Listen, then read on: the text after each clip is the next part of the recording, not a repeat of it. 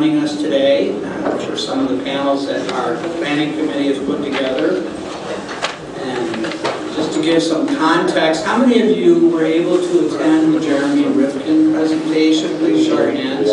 So a good portion of the participants were able, and I hope that you found that as interesting as I did, and hopefully that will be a base framework from which we can have a more focused conversation today about what all this might mean for us in Michigan and what role each of us might play in facilitating some form of transformation to an economic paradigm that is more likely to lead to a better outcome than the one that we might get to if we continue on the, as Rifkin might suggest, carbon-based economy that we're currently, I guess you would say, married to. So I thought this Kenneth Boulding reference might also give us some framework. Anyone who believes exponential growth can go on forever in a finite world is either a madman or an economist. Just a little bit about what our institute is about. The way that we frame these events periodically is to think about what's on the horizon in community and economic development. What's out there just over the horizon that is likely to confront us in our work in communities and in economic development. And then what can we do to learn more about that particular topic as engaged thinkers and doers across the state of Michigan. So we try to learn something about it, and then also to work with others like yourselves in building those networks, or as Rifkin might have called it, that lateral framework, that sort of dispersed network of informed thinkers and doers who have very different perspectives on that particular issue, but all contribute to its perhaps resolution. And so our institute is really about that kind of an experience. We're going to get a look. Our hope for you today, at the end of the day, is you're going to be a little bit smarter about this topic. And then secondly, you're going to interact with your colleagues and others on this topic and begin to develop that networking capacity that appears to be critical for us to successfully address issues in the 21st century. And so that's the way that we've approached our Institute on Contemporary Issues. So today we're going to spend some time reflecting on Jeremy's comments, so our presenters are not bound to that by any way. We want them to offer their particular insights as well. We'll also our intent is to look at what our current situation is here in Michigan to the extent we can frame it, imagine what a desired future might look like, and then try to discuss ways that lead us there. Pretty basic planning. Here's where we want to go to, and this is how we get there. So we've spent several months building a network and teaching ourselves and networking with colleagues on this, and these are members of our planning committee, and I do want to kind of go through this and have members of the committee that are here this morning maybe stay standing at the end. If the crowd is so inclined, they'll recognize you. So with that, I'd like to ask Terry Link to stand. We're starting now. Luis Jezierski with James Madison College. Robbie Richardson with the MSU Community Sustainability Department. John Warbach with our MSU Land Policy Institute. Nick Beasley is with MSU Communications. I know Nick's not here. Brad Garman, who is with the Michigan Environmental Council. Tremaine Phillips with Prima Civitas. I saw Tremaine there last night. Matt Ferkany, who is with the Department of Education, Teacher Education here at MSU. And there's Matt. Where's your tardy slip, Matt? Heather Sapert with the Clean Energy Coalition. She'll be coming in from Ann Arbor. Dick Norton with the University of Michigan Urban and Replanning Program.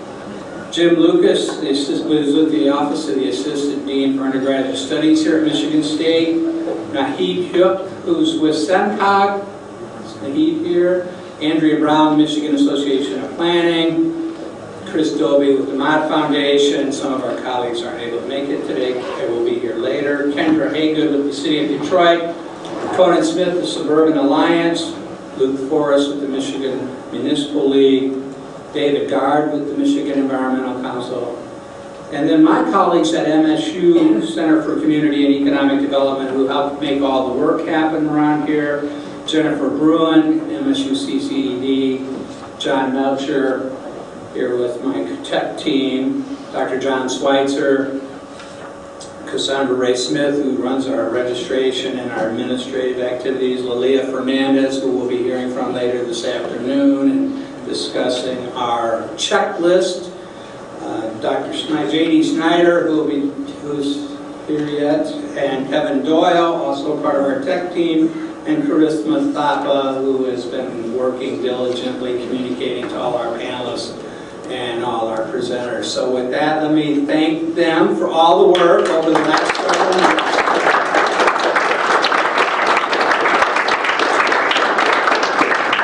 And if you see them during the day and find this experience worthy, certainly congratulate them and thank them, because this really has been a team effort and we've benefited from an exceptional group of individuals who've given some extreme forethought, not only to today's event.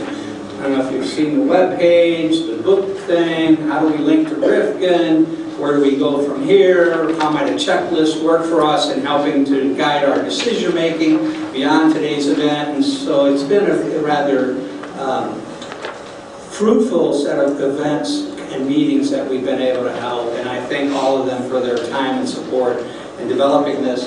And that they represent, and I mentioned many of these co-sponsors. I think the Peace Education Center was also a collaborative partner, and also the Capital Area Local First, which is a business coalition of locally owned businesses here in the capital area. And so we had a number of organizations that also collaborated in helping to think about this and get the word out to participants. So let me say a little bit about the schedule for today. Get through this. We have a series of panels, 4 panels. Our welcoming situation here right now, 9:15 to 10:30. What is the current economy for? So there's some reflection on what are we doing, what are we trying to do, and then some thought about where we made successes in the current economy. As Rifkin said last night, nobody would want to live like we lived 400 years ago. I mean, so we're making progress, but there's still some things we have not succeeded in. That'll be our panel 2 focus. Lunch is on your own. You know, we can find places around, you brown bag it, you can network with your colleagues. We're back here at 1:30 with what could a new economy look like, another series of panels, and of panelists, and then our 4th one, where do we go from here to achieve a greater balance between our economic, social, and environmental systems.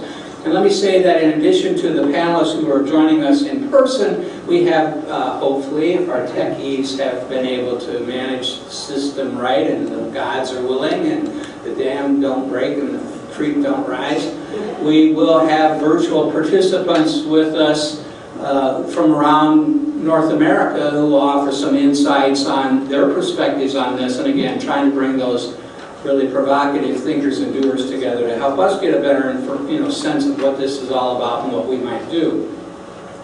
And so with that, I think we've pretty much laid out the plan for the day. And is there anything else that I need to comment on? Books. Yes, we have books available, courtesy of Everybody Reads. Thank you very much. I believe Diane is here. Thank you, Diane, for making that possible. This is a fairly, Rifkin made a point last night about a 600-page book he wrote about this, and that message is not going to get communicated well in the general public. What we need is the plan B, right, which is drill baby to drill. That message gets communicated very well, right? Everybody gets that. This other message is a much more complicated message, but it's a much more complicated situation. So the books are here to help us become informed on that, so that if we do make mistakes, we're at least making informed mistakes, right? Because we wrote the house paved with good intentions. Cell phones off. Cell phones off, yeah. And we do have a Facebook, Twitter paging thing going on. And the address, I think, was handed out on the checklist, on the yellow thingy. So if you want to Twitter face each other, you can. I don't see a lot of the younger generation here yet. It's a little early for them to crawl out of their cribs, but they will come out soon. But anything else? That was a good suggestion. Thank you. Anything else? All right. So I thought I'd share this with you. I found this to be an inspirational bit of learning, and then we'll go right into our panels. And so with that, hopefully this works.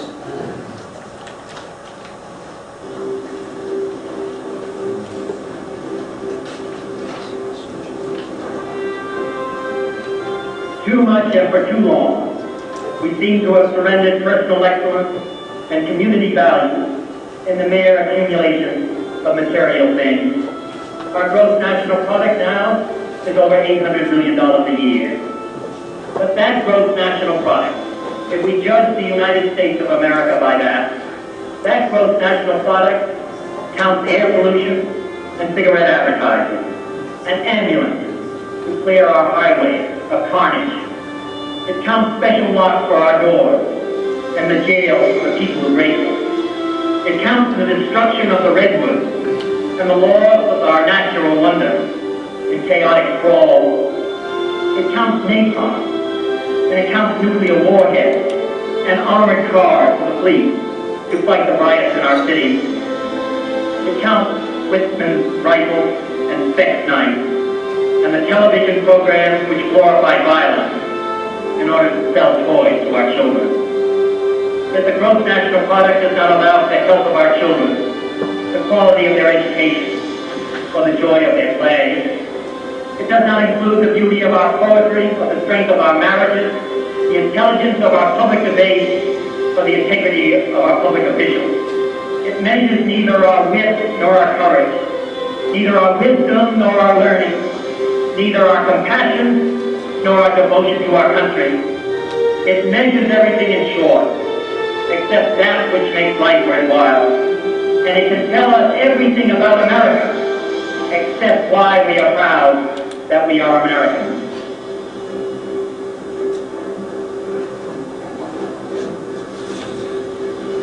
I'm depressed. That was 40 years ago.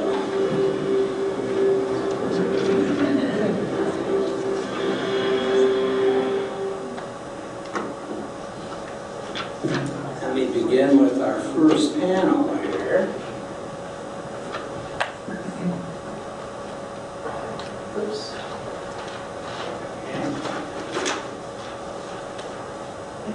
Our first presenter is Professor Charlie Ballard, who has been an economics faculty member here at Michigan State University since 1983, where he received his doctorate at Stanford University in 2007. He became the director of the State of the State Survey, which is a survey of a random public opinion survey across the state. It's really rather interesting. He won in 2007. He won the Outstanding Teacher Award at the MSU College from the MSU College of Social Science.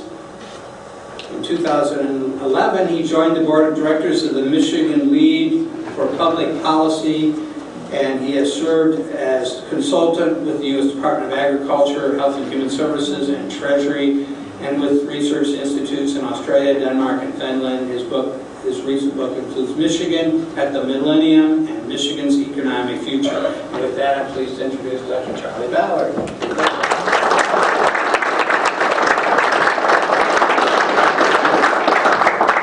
Thank you, Rex. I think it'll. Do I have to use the microphone? Yes. Yeah. There's a portable one. Where's the portable? Ah, here. All right. Portable's probably better because It's in long hold on the bottom. long hold on the bottom. All right. Working. It's working. Yeah. Okay. That way I can communicate with you a little bit more clearly. I hope. I noticed that I've already got one mistake. I say March 25th. I guess that was yesterday. Sorry. Rex sort of, we didn't coordinate, but I think he's given a great lead-in by giving one of the many economist jokes. Kenneth Boulding saying that exponential growth against the background of finite resources would be, what was it? You'd have to be either A madman or an economist. Okay, and there are lots lots and lots of other economist jokes, and I won't bore you with all of them. Ah, you can tell some. Yeah. I want to, part of this is a sort of a nostra culpa, saying that we economists have done some things wrong. But I also think that economists do at least some things right, and I'm going to make the case for some combination of the right and the wrong. That's why I say something old, something new, which also may remind you of marriage on this day when the Supreme Court is talking about marriage. So, Jeremy Rifkin, many of you were at his talk last night, and his focus predominantly was on energy and the environment, and I will get to that. In fact, I've written some stuff. I've written a couple of articles for journals about the economics of the environment and about environmentally motivated policies. They're pretty technical. I won't get into the details, but I am, like many economists, consider myself to be an environmentalist, and those issues are important. But I'm going to start by talking about some other things that I've actually studied more, having to do with the income distribution. And you may think, well, what does the income distribution have to do with environmental sustainability? And I'm going to try to make the point that they're actually closely connected because they have to do with similar values. And my point is going to be that the laws of economics, and Mr. Rifkin sort of poo-pooed supply and demand, but I'm going to assert that supply and demand is alive and well, and it will continue to affect the way that we pay. But those laws of economics will continue. But we can choose, against the background of those laws of economics, we can choose all sorts of different economic outcomes depending upon what our values are. And so I'm going to talk a lot about values. And that's not the economist's strong suit, because I can use the latest statistics and prove some stuff about how the economy actually works.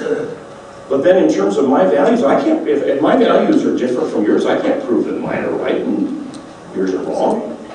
And so since that is the place, since values are not the place where economists are on the strongest, most solid ground, we economists often shy away from talking about values. But I think in this context, we have to do that. Okay, so you probably are aware that of what I consider to be the biggest economic story in my lifetime in the United States, which is the phenomenal increase in income inequality, which we economists began to notice in the late 1970s, and it accelerated dramatically in the early 1980s. What you may not know is that it hasn't always been that way. In fact, the early 20th century was a time of dramatic equalization, when the gaps between those at the top and the middle, and between those in the middle and at the bottom, shrank very substantially. And I'll give you some data on that. Here is, this is a graph taken from some data put together by the economists Piketty and Saez, who have done a lot of well-publicized work on this. And this shows the share of all of the income in the United States that's received by the top 1% of households. Now, in fact, a lot of the action is way up at the top 1/10th or the top 100th, but we've had a lot of talk in our public discussion in recent years about the top 1%, so this is as good a starting place as any. And the data that they have go back to 1913. And you can see that in 100 years ago, so these data are 100 years old, 100 years ago, in an average year, it does bounce around some, but the top 1% in a typical year, maybe they had 18% of the income.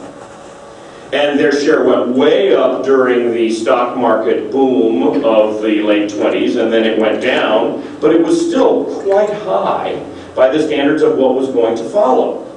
You see that in the 30s, the 40s, the 50s, the 60s, and on even into the 70s. The share of the top 1% decreased. What that means, since the shares have to add up to 100%, that means that the share going to the bottom 99% went up. The bottom 99% did better, relatively speaking, than the top 1%. Now, before you shed too many tears for the top 1%, they were still doing okay. The top 1% was not standing out there on a street corner with a tin cup begging for alms. Or at least they didn't have, some of them were begging for alms, but they didn't have to. But the rest of the population did relatively better. Now, how did this happen? Was it some random event? No. It did not happen by accident. It was the deliberate result, it was almost exclusively the result of policies that were enacted by the state legislatures and the Congress. We did it on purpose. That is, we chose in the late 19th and early 20th century to adopt policies that everybody understood were going to be more favorable for the bottom 99% than for the top 1%. We did it on purpose. What did we do specifically? Well, the one that I emphasize, and okay, I'm prejudiced because I'm an educator, but this had a huge effect. We had historically unprecedented increases in educational opportunity. 1910, what fraction of the relevant population was completing high school? So we're talking about kids born in 1892 or so. 11% of them were finishing high school. By 1940, that number was 60%.